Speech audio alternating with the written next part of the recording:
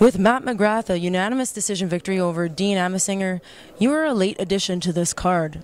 Just talk about how you got in contact with everyone here with MMA The Reckoning. Originally, I was slated to fight Jordan Main, actually, but I had already signed a contract for MFL on March 12th in Montreal.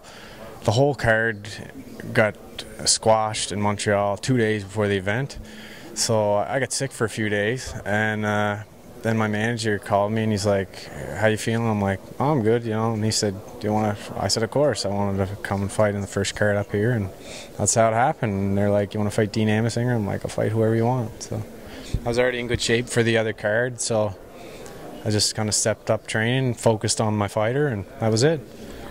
As a Nova Scotia native, how important is it to you to be part of mixed martial arts history in Ontario?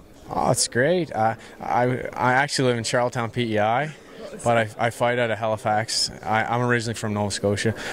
It was great. I think that's the first time I've ever been in Ontario and they cheered for me, because normally I'm up here competing for judo or wrestling, they don't cheer for me. So it felt great. It was good. Great experience. And what was it like, I guess, stepping in against someone who's a little bit more well known to Ontario fans here, obviously with his, season of Tough 9 under his belt? Just what was that like for you? Does that, make it a little bit more intimidating coming into a fight like this? I'm a pretty relaxed guy. I wasn't intimidated one bit. I think I watched every one of his fights on YouTube or online somewhere. I don't really. He didn't have a choice with the Ultimate Fighter fights, but the other 4 or 5 he put on YouTube himself, so I had tons of knowledge on him. I'm like a ghost. Nobody can find anything on me.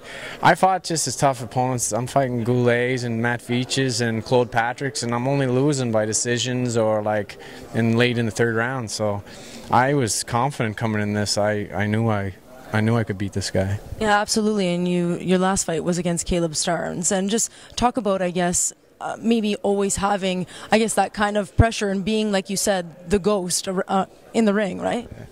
I didn't feel pressure against Caleb either. We had a game plan. We knew he was a phenomenal jiu-jitsu guy, by far the best jiu-jitsu guy I ever fought.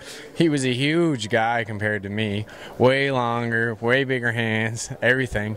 The game plan was to bang him out, and I was a little worried about that because he was so long, but as far as fighting a Caleb Starnes, it didn't intimidate me one bit. I train as hard as any of them guys, and just because his name's Caleb Starnes or Jonathan Goulet or Dean Amasinger, it doesn't intimidate me one bit. Now, what was the game plan heading into tonight's matchup against Dean?